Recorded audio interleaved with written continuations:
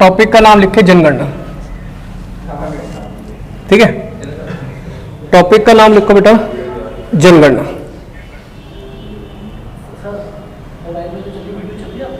हाँ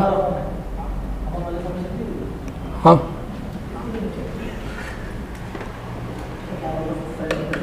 जनगणना का टॉपिक लिखो बेटा।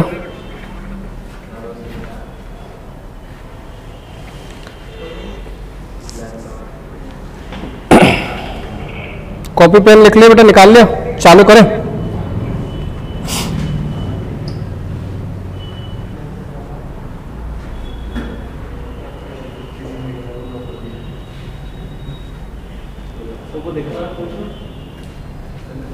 चालू करेंगे बेटा, चलो लिखना चालू करिए। जनगणना, जनगणना में लिखना इतिहास में, नोट डाउन करके लिखते चलो बेटा। इतिहास में जनगणना के बारे में हमें कौटिल्य के अर्थशास्त्र, व्यक्ति का नाम है बेटा कौटिल्य, ठीक है, जिसे हम चाणक्य कहते हैं, विष्णुगुप्त कहते हैं, ठीक है। तो लिखिए जनगणना के बारे में हमें कौटिल्य के अर्थशास्त्र से, कौटिल्य के अर्थशास्त्र से और अबुल फजल के, अबुल फजल, ठीक है, अबुल फजल के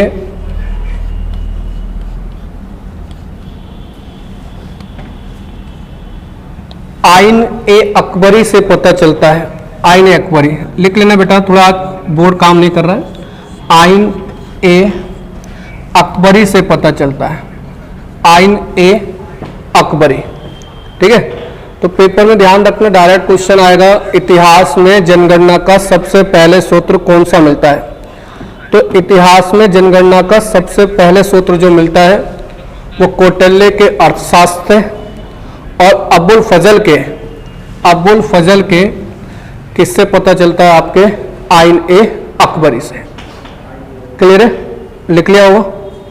नेक्स्ट पॉइंट डाल के लिखो, विश्व में, विश्व में सबसे पहले, विश्व में सबसे पहले जनगणना की शुरुआत, विश्व में सबसे पहले जनगणना की शुरुआत स्वीडन से में हुई थी। स्वीडन, जनगणना की शुरुआत स्वीडन में हुई थी।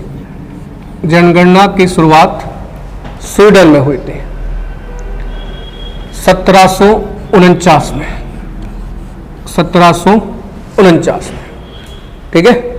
जनगणना की शुरुआत सबसे पहले कहां पर हुई थी, स्वीडन। स्वीडन में कब हुई थी, 1749 में।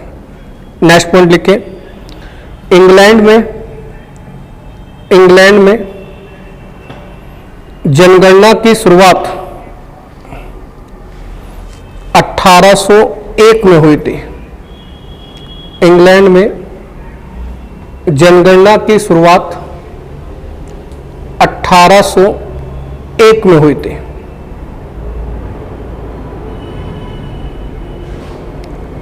ठीक है, आगे लिखिए।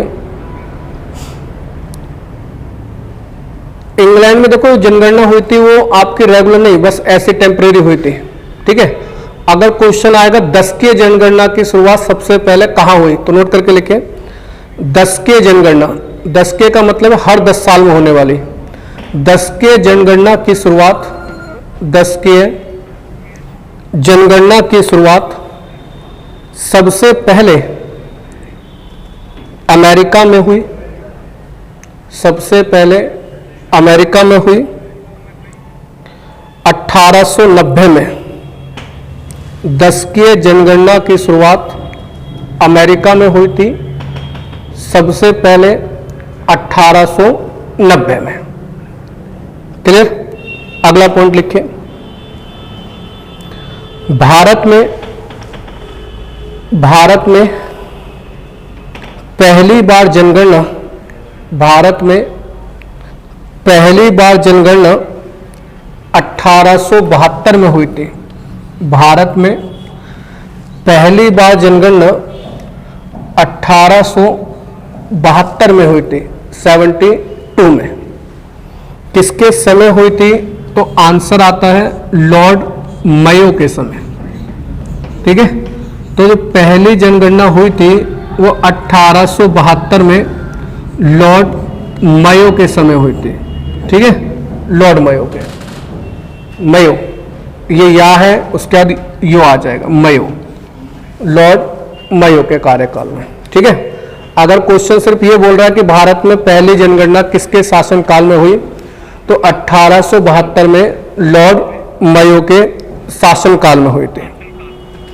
ठीक है, अगला लिखिए, भारत में दशकीय जनगणना, दशकीय जनगणना का मतलब है हर 10 साल में होने वाली जनगणना।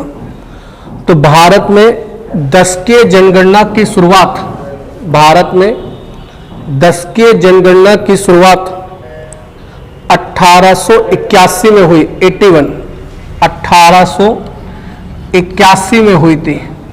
भारत में दशकीय जनगणना की शुरुआत 1881 में हुई थी, लॉर्ड रिपन के समय, लॉर्ड रिपन के समय। किसके समय हुई थी? लॉर्ड रिपन के समय।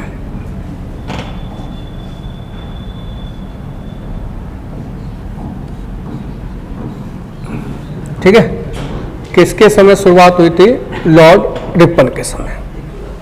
ठीक है, तो ये इतिहास से रिलेटेड चीजें आ जाती हैं। अब तक कुछ ना लिखा हो तो बताइए, कोई डाउट हो, कोई चीज ना लिखी हो तो बताइए। ठीक है, तो क्वेश्चन आ जाएगा, इंग्लैंड में पहली बार जनगणना कब हुई, तो ये याद रखना। विश्व में सबसे पहली बार जनगणना कब हुई, तो ये याद रखना। दशकीय जनगणना शुरुआत कब हुई, तो ये अमेरिका में हुई थी 1890 में। भारत में पहली बार जनगणना कब हुई थी, तो 1872 में लॉर्ड रिपन के समय।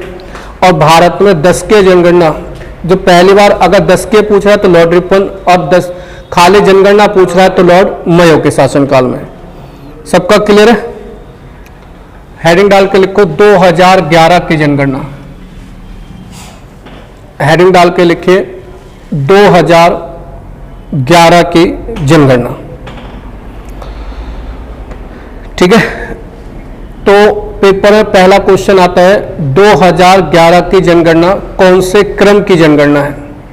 ठीक है, तो ध्यान नोट करके लिखना, 1872 से देखें, 1872 से देखें तो 2011 की जनगणना, 1872 से देखें तो 2011 की जनगणना 15वें नंबर की जनगणना है। 15वें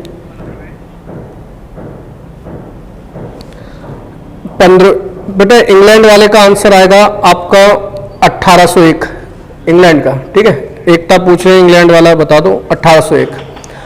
तो अगर 1872 के अनुसार देखें तो जनगणना का नंबर कौन सा आपका?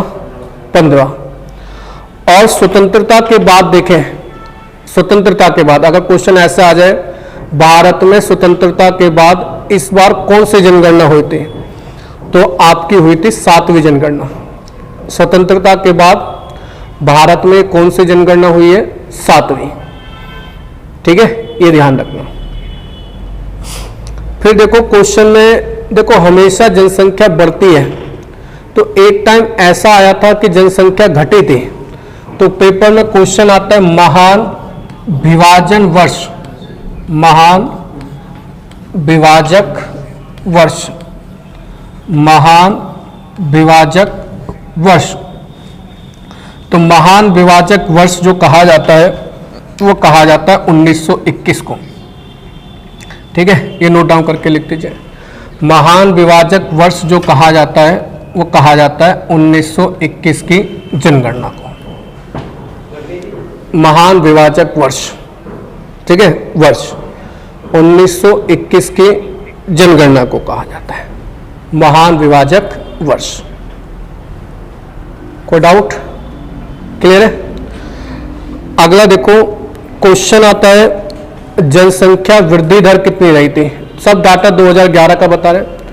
तो 2011 में जनसंख्या वृद्धि दर, 2011 में जनसंख्या वृद्धि दर लगभग 17.7% रही थी। 2011 में जनगणना जो बढ़ी, लगभग जनसंख्या वृद्धि दर कितनी रही थी? 17.7%। 17.7%, ठीक है। जनसंख्या वृद्धि दर कितनी रही थी? 17.7%। क्लियर है? अगला पॉइंट लिखो, लिंग अनुपात, जेंडर रेशो, लिंग अनुपात। तो 2011 की जनगणना के अनुसार जो लिंग अनुपात है वो आपका 943 है, 943। 2011 का 21 में हुई नहीं अभी। तो 2011 में जो लिंग अनुपात है वो आपका कितना आ रहा है? तो आएगा 943, ठीक है। 943, 43, 943। आगे लिखना, शिशु लिंग अनुपात, शिशु लिंग अनुपात। शिशु लिंग अनुपात कितना था? तो शिशु लिंग अनुपात, ठीक है, शिशु लिंग अनुपात। तो शिशु लिंग अनुपात था 919। शिशु लिंग अनुपात था 919। लिंग अनुपात का मतलब समझना, 1000 पुरुषों पर कितनी महिलाएं, ठीक है, इसे लिंग अनुपात बोला जाता है। शिशु था 919, मतलब 1000 बच्चे जन्मे, उसमें लड़के कितने हैं शिशु में। आगे लिखिए, भारत में साक्षरता दर, भारत में साक्षरता दर, जो साक्षरता दर है वो 73% है। भारत में साक्षरता दर 73% है, ठीक है। भारत में जो साक्षरता दर है वो 73% है, ठीक है, 73%। आगे लिखें, भारत में जनसंख्या घनत्व, भारत में जनसंख्या घनत्व, घनत्व को कहते हैं डेंसिटी, ठीक है। 1 वर्ग किलोमीटर में जितने आदमी रहते हैं, व्यक्ति रहते हैं, उनको जनसंख्या घनत्व बोलते हैं, ठीक है। तो भारत में जो जनसंख्या घनत्व है वह 382 व्यक्ति प्रति वर्ग किलोमीटर। भारत में जो जनसंख्या घनत्व है वह है 382 व्यक्ति प्रति वर्ग किलोमीटर, ठीक है, 382 व्यक्ति प्रति वर्ग किलोमीटर। क्लियर? अगला लिखिए, सर्वाधिक क्षेत्रफल वाला राज्य, सर्वाधिक क्षेत्रफल वाला राज्य।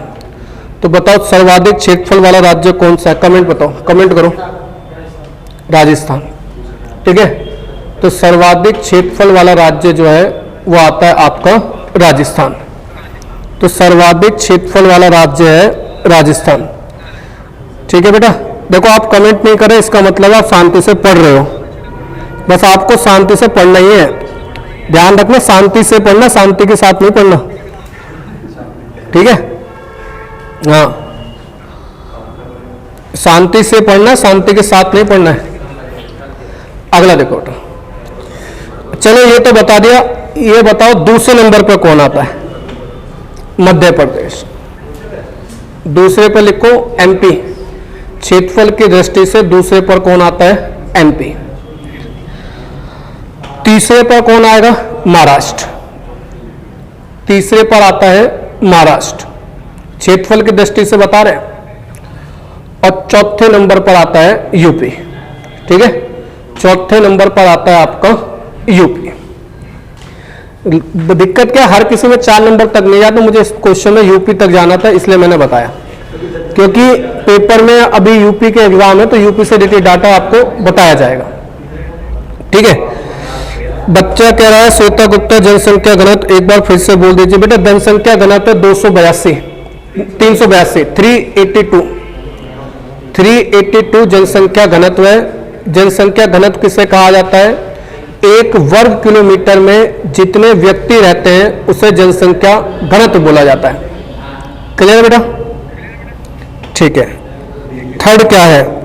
थर्ड पर है बेटा आपका महाराष्ट्र, पहले पे राजस्थान, दूसरे पे एमपी, तीसरे पे महाराष्ट्र, चौथे पे यूपी। कहीं पर भी बैठो, घर वाली फीलिंग आई, कुछ मर्जी पूछो, मगर पर्सनल बातें मत पूछना। आगे देखो, केंद्र शासित प्रदेशों में लिखो।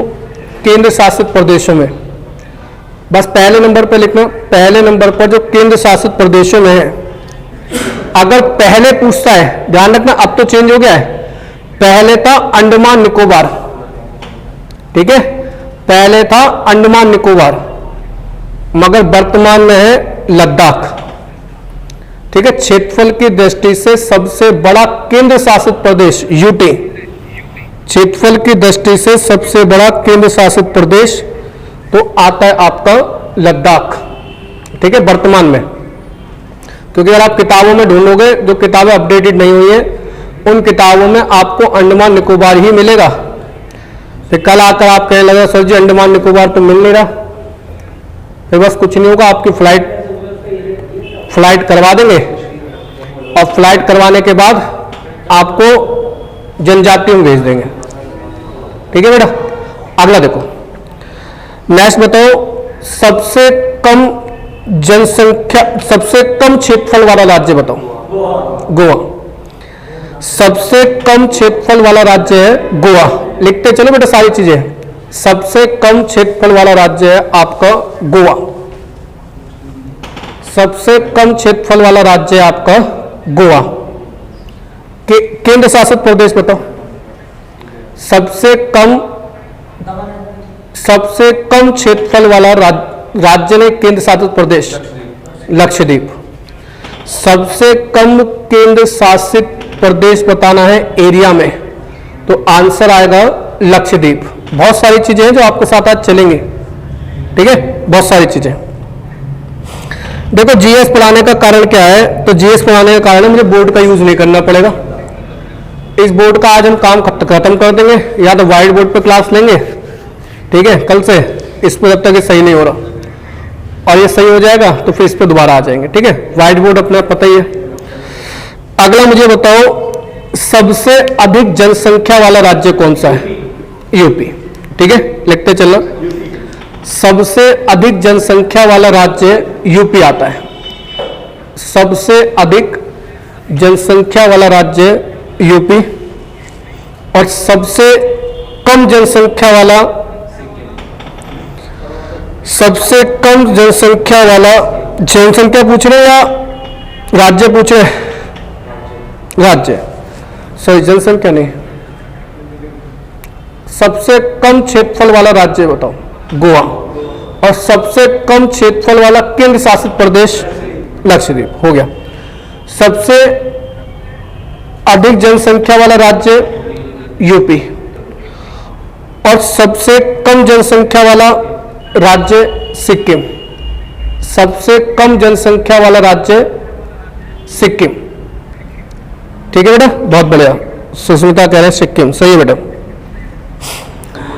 अच्छा, मुझे चलो इतना बता दिया। अब मुझे ये बताओ, सबसे कम जनसंख्या वाला केंद्र शासित प्रदेश, सबसे कम जनसंख्या वाला केंद्र शासित प्रदेश, जल्दी बताइए। सबसे कम जनसंख्या वाला केंद्र शासित प्रदेश, आंसर लिखो लक्षद्वीप।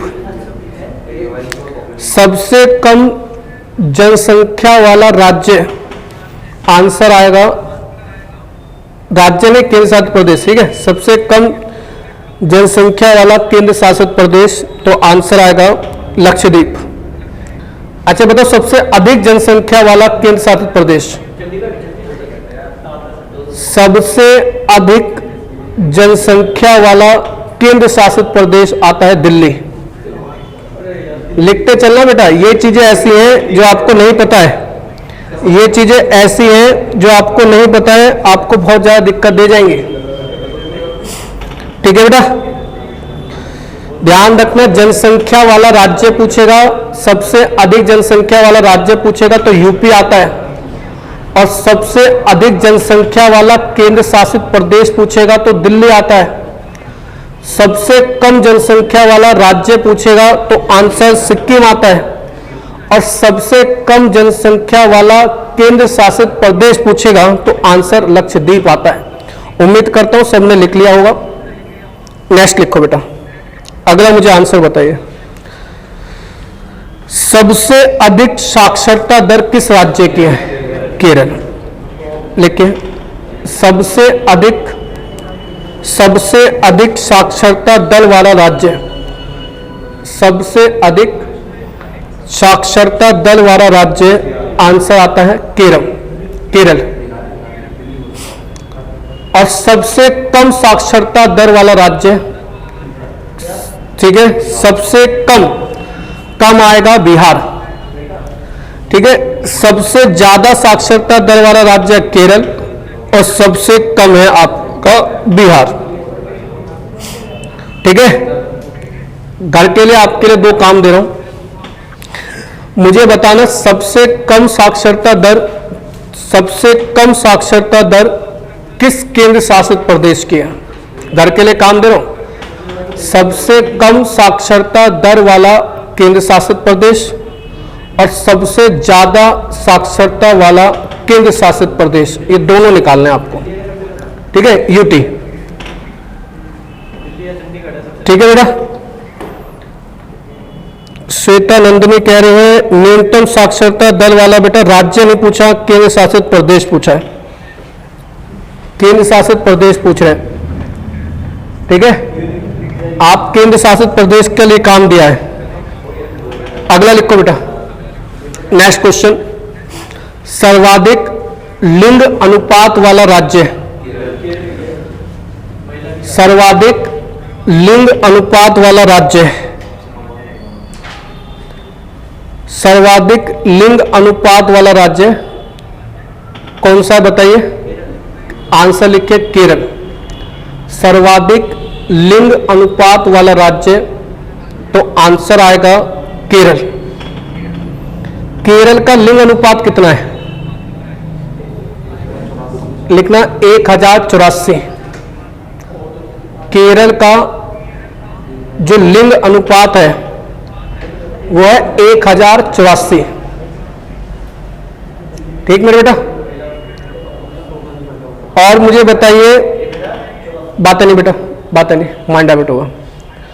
अगला मुझे बताइए, सबसे कम लिंग अनुपात वाला राज्य कौन सा है? सबसे कम लिंग अनुपात वाला राज्य, तो आंसर आएगा हरियाणा। देखो आप घर पर बैठे हैं तो अपने जीके का भी टेस्ट लगाते चलो, क्या आपको आती हैं चीजें, नहीं आती हैं। तो सबसे कम लिंग अनुपात वाला राज्य आपका हरियाणा। ठीक है, इसका आता है, इसका जो लिंग अनुपात है वो आता है 879, 879। जो हरियाणा का लिंग अनुपात है वो आता है 879। अगला क्वेश्चन बताइए, सबसे अधिक लिंग अनुपात वाला केंद्र शासित प्रदेश, सबसे अधिक लिंग अनुपात वाला केंद्र शासित प्रदेश, सबसे अधिक लिंग अनुपात वाला केंद्र शासित प्रदेश, तो आंसर लिखिए, आंसर आएगा पौंडीचेरी। पौंडीचेरी जिसे पुद्दुचेरी कहा जाता है इस समय। ठीक है, सबसे अधिक लिंग अनुपात वाला केंद्र शासित प्रदेश जो है वह है पौंडीचेरी, और सबसे कम लिंग अनुपात वाला केंद्र शासित प्रदेश, सबसे कम लिंग अनुपात वाला केंद्र शासित प्रदेश, तो आंसर आएगा दमनदीप। आंसर आएगा दमनदीप। समझ में आ रहा है? आगे देखिए, नेक्स्ट के ऊपर बात करते हैं। 16 बच्चे अभी पढ़ रहे हैं 34 में से। चलो बाकी वीडियो क्लास देख लेना, कोई दिक्कत नहीं है। आगे देखिए, नेक्स्ट लिखो, सबसे ज्यादा शिशु लिंग अनुपात वाला राज्य, सबसे अधिक शिशु लिंग अनुपात वाला राज्य, सबसे अधिक शिशु लिंग अनुपात वाला राज्य, बताइए, इसमें फंस जाओगे सारे आप। सबसे अधिक लिंग अनुपात वाला राज्य है अरुणाचल प्रदेश, सबसे अधिक लिंग अनुपात वाला राज्य है आपका अरुणाचल प्रदेश। अगला लिखिए, सबसे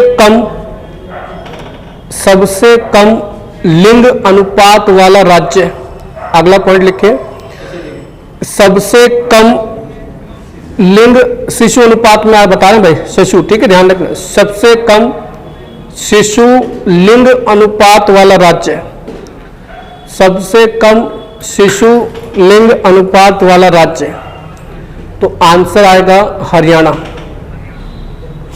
सबसे कम शिशु लिंग अनुपात आएगा तो हरियाणा। अगला लिखिए, सबसे अधिक शिशु लिंग अनुपात वाला केंद्र शासित प्रदेश, सबसे अधिक शिशु लिंग अनुपात वाला केंद्र शासित प्रदेश, आंसर आएगा अंडमान निकोबार, आंसर आएगा अंडमान निकोबार, ठीक है, आंसर आएगा अंडमान निकोबार। अगला पॉइंट लिखिए, सबसे कम शिशु लिंग अनुपात वाला केंद्र शासित प्रदेश, सबसे कम शिशु लिंग अनुपात वाला केंद्र शासित प्रदेश, आंसर दिल्ली। सबसे कम शिशु लिंग अनुपात वाला केंद्र शासित प्रदेश, आंसर आएगा दिल्ली। नेक्स्ट लिखो, सबसे अधिक जनसंख्या घनत्व वाला राज्य, सबसे अधिक जनसंख्या घनत्व वाला राज्य, आंसर लिखिए, आंसर आएगा बिहार। सबसे अधिक जनसंख्या घनत्व वाला राज्य बिहार। अगला लिखो, सबसे कम जनसंख्या घनत्व वाला राज्य, आंसर आएगा अरुणाचल प्रदेश, आंसर आएगा अरुणाचल प्रदेश, ठीक है, कोई डाउट तो नहीं मेरे बेटा। आगे देखिए, सबसे अधिक लिखना, सबसे अधिक जनसंख्या घनत्व वाला केंद्र शासित प्रदेश, सबसे अधिक जनसंख्या घनत्व को इंग्लिश में बोलते हैं डेंसिटी, घनत्व वाला केंद्र शासित प्रदेश, आंसर आएगा दिल्ली, आंसर आएगा दिल्ली, ठीक है। कम वाला आपका काम है ढूंढना। तीसरा क्वेश्चन दे रहा हूं आपके लिए, सबसे कम जनसंख्या घनत्व वाला केंद्र शासित प्रदेश, यह आपको लिखना है। सबसे कम जनसंख्या घनत्व वाला केंद्र शासित प्रदेश, तो आंसर आएगा आपका, बताऊंगा बिल्कुल नहीं, ये तो आपका काम है। अगला लिखो, नेक्स्ट पॉइंट। ये 3 क्वेश्चन दे दिए आपको, नहीं मिलेगा आंसर तो पूछ लेना। आगे देखिए, सबसे अधिक दशकीय वृद्धि वाला राज्य, सबसे अधिक दशकीय वृद्धि वाला राज्य, दशकीय वृद्धि मतलब 10 सालों में सबसे ज्यादा जनसंख्या किसकी बढ़ी है, परसेंटेज के अकॉर्डिंग भी हो सकता है। सबसे अधिक दशकीय वृद्धि वाला राज्य, आंसर आएगा मेघालय, आंसर आएगा मेघालय। आंसर आएगा मेघालय। आगे लिखिए न्यूनतम दशकीय वृद्धि वाला, न्यूनतम दशकीय वृद्धि वाला राज्य। आंसर आएगा आपका नागालैंड। आंसर आएगा नागालैंड। ठीक है, आगे देखिए बेटा, नेक्स्ट क्वेश्चन के ऊपर बात करते हैं। नेक्स्ट लिखना सबसे कम, सबसे अधिक दशकीय वृद्धि वाला केंद्र शासित प्रदेश। सबसे अधिक दशकीय वृद्धि वाला केंद्र शासित प्रदेश। ठीक है, केंद्र शासित प्रदेश। तो आंसर लिखना, आंसर आपका आएगा, एक मिनट रुकिए, आंसर आएगा आपका दादर नागर हवेली, वही दादर नागर।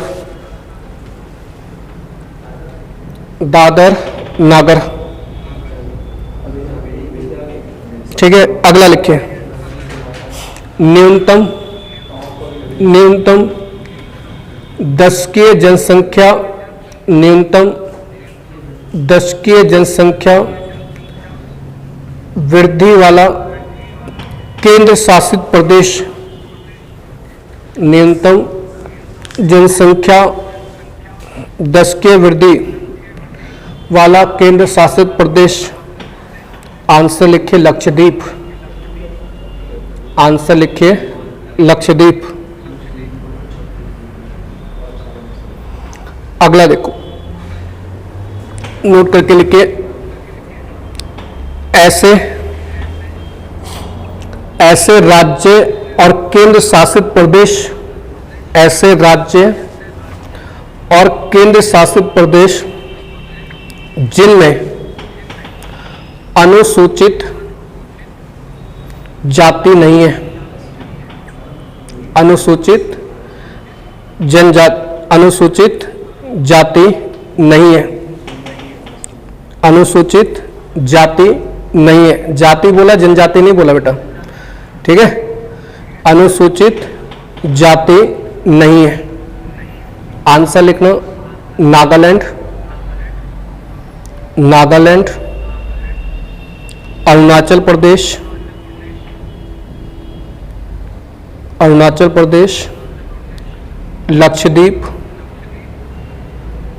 लक्षद्वीप, अंडमान निकोबार। ठीक है, ये मैं धीरे धीरे इसलिए बोला, इससे आप लोग, क्योंकि मेरे सामने नहीं बैठे तो मुझे पता नहीं है आप कैसे लिख रहे हो कैसे नहीं लिख रहे, तो मैं बार बार बहुत धीरे लिखवा रहा हूँ जिससे आपको दिक्कत ना आए।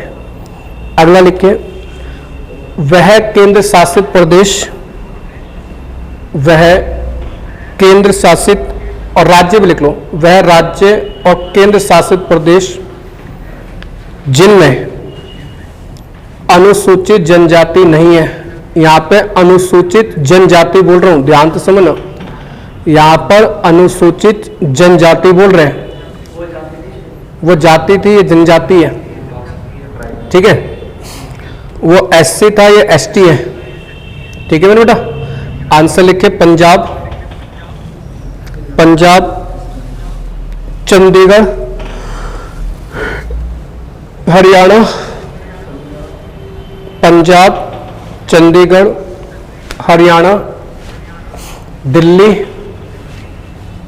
दिल्ली और पौंडीचेरी। ठीक है,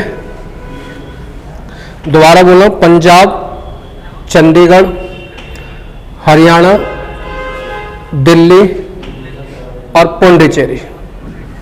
क्लियर है बेटा? 3-4 लाइन और लिखो। सबसे अधिक नगरीय जनसंख्या, सबसे अधिक नगरीय।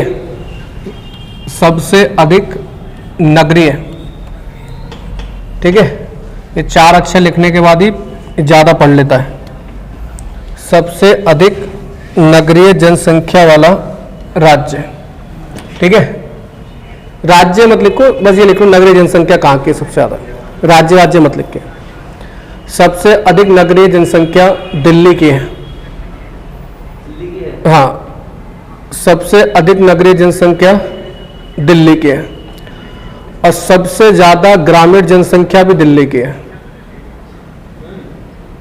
अब ऐसा थोड़ी कि बस यहाँ पे काम बाकी देखो दिल्ली के आसपास पड़े कहीं भी चले जाओ, गाँव गाँव मिलेंगे आपको।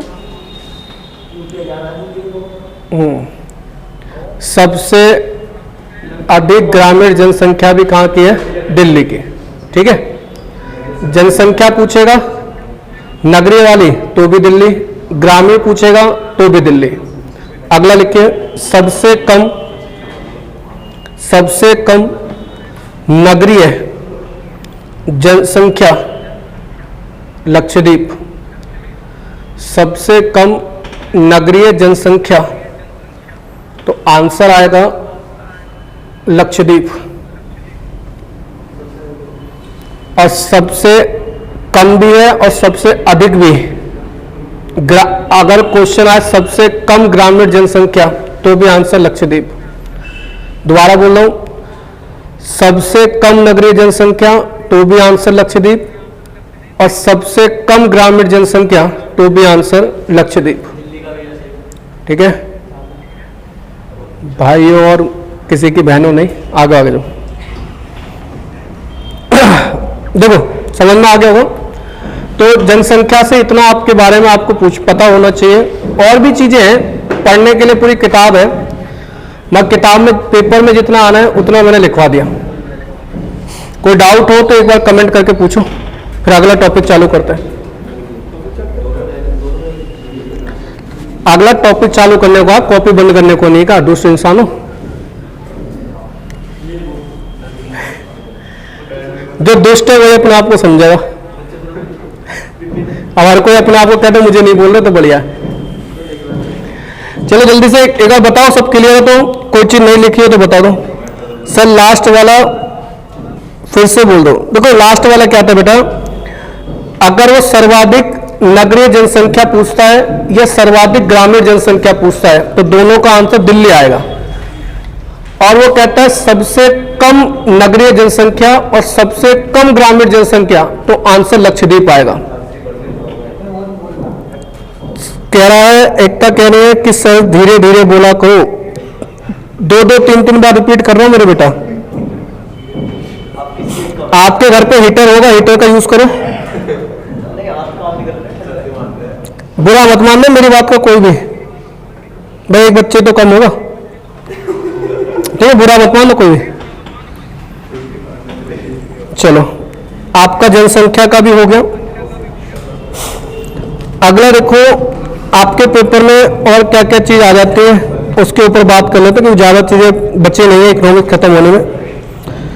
एक देखो नोट करके लिखो, प्रमुख क्रांति। प्रमुख क्रांति, ठीक है, प्रमुख क्रांति लिखना चालू करेंगे। नेक्स्ट पॉइंट, प्रमुख क्रांति छोड़ो, इस पर ये पढ़ा लिखा नहीं है ज्यादा। प्रमुख क्रांति, प्रमुख क्रांति में लिखना हरित क्रांति। प्रमुख क्रांति में लिखना हरित क्रांति। तो हरित क्रांति का देखो ऐसे लिखना, यहां पर लिखना जैसे इधर की तरफ लिख देना क्रांति और इधर लिख देना क्रांति, तो इधर लिख गया समझ जाओ, ये बोर्ड ऐसे ही है इस टाइम। और इधर लिख देना संबंध, ठीक है बेटा। हरित क्रांति का जो जनक है, जनक वनक सब आपकी बात कर लेंगे। इधर लिख लेना क्रांति, इधर लिख लेना आपका संबंध किससे है, और अगर कोई उसका जनक होगा तो बता देंगे। 3 पॉइंट लिख लेना, क्रांति, संबंध और एक आपका जनक, ठीक है। लिख लिया बेटा सबने, पॉइंट डाल लिया? बताइए पहले।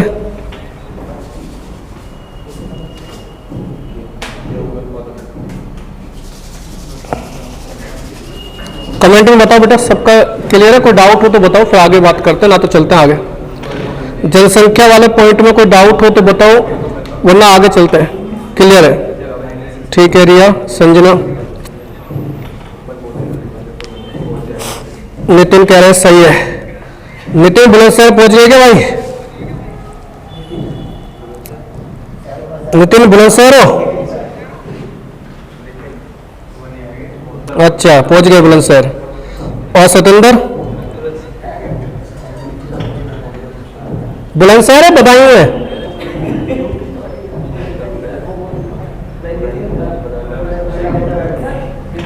बदायूं, अच्छा बदायूं पहुंच गए। चलो ठीक है बेटा, बहुत बढ़िया। चलो चालू करते हैं बेटा। क्रांति, क्रांति में पहले लिखो हरित क्रांति। हरित क्रांति का जो संबंध है उसके आगे लिखना गेहूं के उत्पादन से। ठीक है? वैसे हरित क्रांति मानी जाती है कृषि, मेन आएगा गेहूं के उत्पादन से। हरित क्रांति गेहूं के उत्पादन से। ठीक है? लिखना विश्व में हरित क्रांति का जनक, विश्व में हरित क्रांति का जनक नॉर्मन, ये बोर्ड काम नहीं कर रहा तो आप लिख लेना खुद ही भाई, नॉर्मन ई बोरलॉग को कहा जाता है।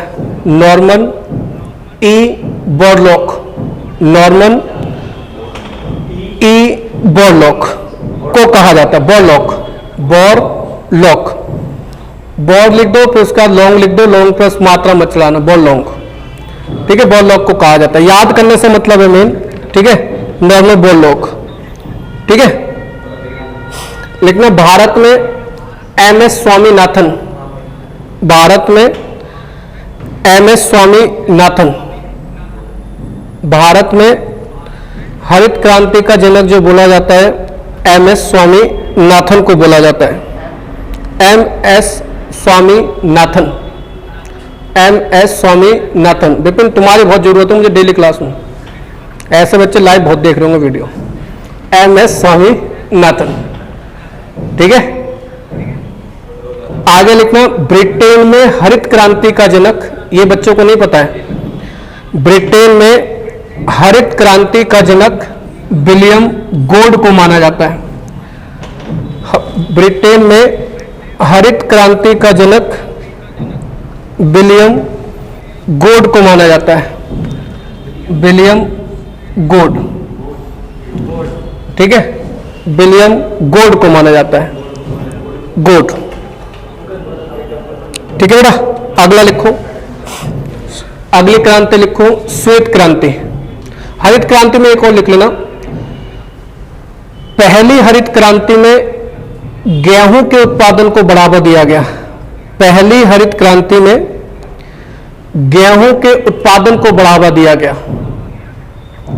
और दूसरी हरित क्रांति में चावल को बढ़ावा दिया गया, चावल के उत्पादन को।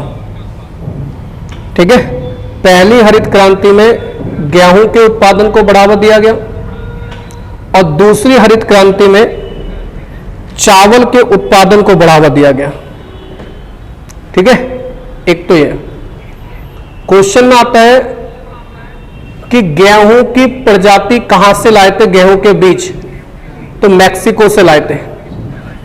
पहली हरित क्रांति में गेहूं के बीज मैक्सिको से लाए थे, गेहूं के बीज मैक्सिको से लाए थे। ठीक है बेटा?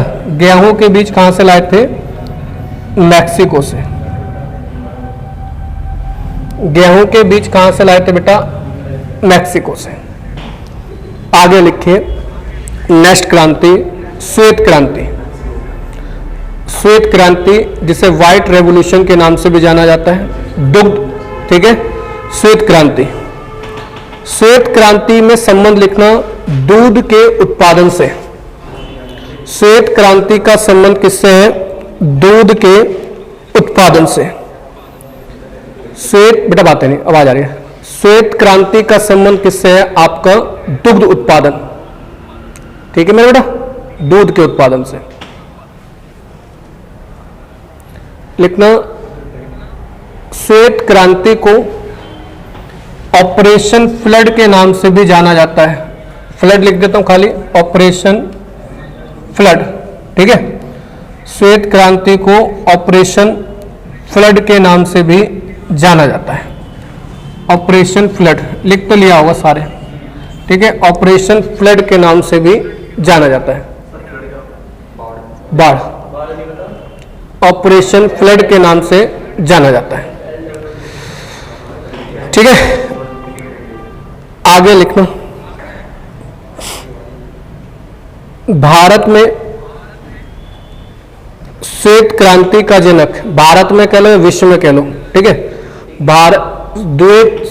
भारत में श्वेत क्रांति का जनक डॉक्टर वर्गीज कुरियन को कहा जाता है। डॉक्टर वर्गीज कुरियन। भारत में श्वेत क्रांति का जनक डॉक्टर वर्गीज कुरियन को कहा जाता है। कुरियन, डॉक्टर वर्गीज कुरियन, जिससे पहले बंदो जल्दी लिख दो। डॉक्टर वर्गीज कुरियन को कहा जाता है। ठीक है बेटा, एक चीज हल्का सा दिमाग में आ रहा है चावल के लिए। क्वेश्चन आता है चावल अनुसंधान केंद्र कहां पर है, नोट करके लिख लो। चावल अनुसंधान केंद्र कहां पर है, लिख लो बेटा। ऑफलाइन का ही बिल्कुल ही जैसे ऑफलाइन में पढ़ाते हैं वैसे ही पढ़ोगे आप, बस अपने लिखते चलो। चावल अनुसंधान केंद्र कहां पर है, तो चावल अनुसंधान केंद्र है कटक, उड़ीसा में। चावल अनुसंधान केंद्र कहां पर है, कटक, उड़ीसा। कटक, उड़ीसा। ठीक है मेरे बेटा, तो आपने श्वेत क्रांति भी लिख लिया। ठीक है, अगला लिखिए नेक्स्ट क्रांति। नेक्स्ट क्रांति आएगी आपकी पीली क्रांति। पीली क्रांति, पीली क्रांति। ठीक है, पीली क्रांति का संबंध लिखिए। पीली क्रांति का संबंध तिलहन फसलों से है। तिलहन, तिलहन, अगली बार जल्दी से लिखूंगा तिलहन, इसके बाद हल लिख लो। तिलहन, तिलहन फसलों से है। इसका संबंध किससे है, तिलहन फसलों से, तिलहन फसलों के उत्पादन से रिलेटेड, जिससे तेल निकाला जाता है। ठीक है, इसका जो जनक माना जाता है, जो जनक माना जाता है वो माना जाता है सेम पित्रोदा को। सेम लिखो, पित्रोदा में लिखवा दूंगा, जगह छोड़ देना। सेम पित्रोदा। ठीक है, सेम पित्रोदा। तो इसका जनक माना जाता है पीली क्रांति का, वो माना जाता है सेम पित्रोदा। ठीक है बेटा, सेम पित्रोदा। आगे लिखिए नीली क्रांति। आगे लिखिए नीली क्रांति। नीली क्रांति, नीली क्रांति में संबंध लिखना मछली उत्पादन से। नीली क्रांति का संबंध जो है वो मछली उत्पादन से है। ठीक है, इसका जो जनक माना जाता है वो माना जाता है डॉक्टर अरुण कृष्णन। डॉक्टर अरुण कृष्णन, जो इसका जनक माना जाता है डॉक्टर अरुण कृष्णन को माना जाता है। डॉक्टर अरुण कृष्णन, इसके मुझे लगा वायर खराब है। डॉक्टर अरुण कृष्णन। ठीक है, इसका जो जनक माना जाता है डॉक्टर अरुण कृष्णन को माना जाता है। अगला लिखिए बेटा, अगला लिखिए गुलाबी क्रांति। अगला लिखिए गुलाबी क्रांति। गुलाबी क्रांति का संबंध झींगा मछली के उत्पादन से है। झींगा मछली। ठीक है, गुलाबी क्रांति का संबंध जो है वो झींगा मछली के उत्पादन से है। झींगा मछली, बोर्ड पे लिख दिया है झींगा। गुलाबी क्रांति का संबंध जो है वो झींगा मछली के उत्पादन से है। इसका जनक माना जाता है दुर्गेश पटेल को। लिखते चलो, हे दुष्ट बाल को। इसका जनक माना जाता है दुर्गेश पटेल को। ध्यान रखना, ये तो आपको सब जगह मिल जाएगा। गुलाबी क्रांति का संबंध किससे है? जनक नहीं मिलेंगे। दुर्गेश पटेल, इसका जनक माना जाता है गुलाबी क्रांति का दुर्गेश पटेल। आगे लिखिए रजत क्रांति, रजत क्रांति। अगला लिखिए रजत क्रांति। सारे बच्चे बड़े शांति से पढ़ रहे हैं भाई, कैसे वीडियो चल रही है? ना चल रही है। रजत क्रांति का संबंध लिखना अंडों के उत्पादन से। रजत क्रांति का संबंध है अंडों के उत्पादन से। जनक माना जाता है इंदिरा गांधी को।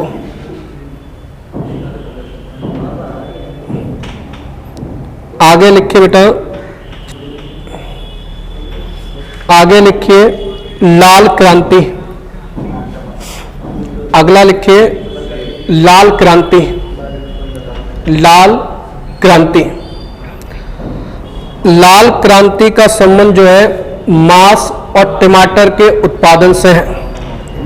लाल क्रांति का संबंध मांस और टमाटर के उत्पादन से है। ठीक है, इसका जनक माना जाता है विशाल तिवारी को। इसका जनक माना जाता है विशाल तिवारी को। ठीक है, विशाल तिवारी। आगे लिखिए, आगे लिखिए भूरी क्रांति, भूरी। आगे लिखिए भूरी क्रांति, भूरी क्रांति। आगे लिखिए भूरी क्रांति। तो भूरी क्रांति, भूरी क्रांति का संबंध लिखना आपका पेट्रोलियम, पेट्रोलियम स्लैश डाल के लिखना चमड़ा, लेदर, चमड़ा। और एक कोको कोई चीज होती है, इससे चीजें बनती है, कोको। ठीक है, हाँ कोको, कोको पाउडर भी आता है, कुछ चीज आती है, लिख लेना कोको। ठीक है, कोको। तो इन तीनों से संबंधित है भूरी क्रांति। जनक वनक नहीं पता है, जितने पता था बता दिए। ठीक है, और जितने पूछे गए वो हमें पता है, मैंने बता दिया आपको। रजत क्रांति लिखवा दिया, अंडों के उत्पादन से रिलेटेड है। ठीक है, आगे लिखे गोल क्रांति, गोल। गोल क्रांति का संबंध आलू उत्पादन से है। गोल क्रांति का संबंध आलू उत्पादन से है। गोल क्रांति का संबंध आलू उत्पादन से है, आलू। ठीक है, आगे लिखिए सुनहरी क्रांति, सुनहरी क्रांति। आगे लिखिए सुनहरी क्रांति। सुनहरी क्रांति का संबंध फलों के उत्पादन से है। सुनहरी क्रांति का संबंध फलों के उत्पादन से है। सुनहरी क्रांति का संबंध फलों के उत्पादन से है। अगला लिखिए ग्रे क्रांति, ग्रे, ग्रे क्रांति। ग्रे क्रांति का संबंध उर्वरक से है, उर्वरक, खाद जिन्हें कहते हैं। ठीक है, उर्वरक। ग्रे क्रांति का संबंध उर्वरकों से है। ठीक है, उर्वरकों के उत्पादन से। अगला लिखिए इंद्रधनुष क्रांति। अगला लिखिए इंद्रधनुष क्रांति। इंद्रधनुष क्रांति में लिखना 7 प्रकार की बीमारियों से बचने के लिए चलाई गई थी। इंद्रधनुष क्रांति 7 तरह की बीमारियों से बचने के लिए चलाई गई थी। ठीक है,